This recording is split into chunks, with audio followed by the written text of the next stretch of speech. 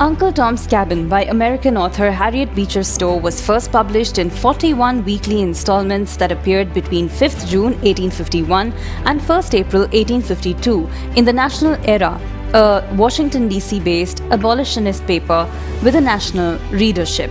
It is said that Stowe's story about slavery and the attitude to African Americans could have laid the groundwork for the American Civil War.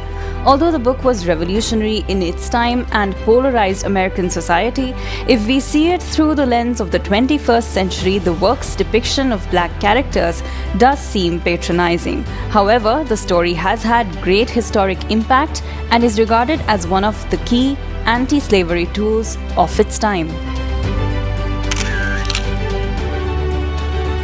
On this day in 1933, the United States was taken off the gold standard, abandoning a monetary system that was first begun in United Kingdom in 1821. Countries that used the gold standard agreed to convert paper money into a fixed amount of gold. For example, if the United States sets the price of gold at about $500 an ounce, the value of the dollar would be 1/500th of an ounce of gold. No country now uses the gold standard as it was found to be inflexible since the supply of newly mined gold is not closely related to the growing needs of the world economy. It was riddled with other disadvantages too, and the deficiencies of the system were exposed after the First World War, causing many nations to reject the gold standard. June 5th, 1944 narrowly missed being remembered as one of the biggest days in history due to bad weather.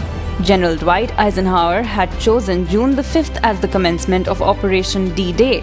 Eisenhower, who would later become a US president, was the commander of a series of Allied invasions that would end Nazi Germany occupation of Western Europe. The operation was supposed to begin on June the 5th, the date chosen by Eisenhower, but got delayed by 24 hours. In 1959, the first independent government of the state of Singapore was sworn in with Lee Kuan Yew as Prime Minister, a role he would remain in until 1990.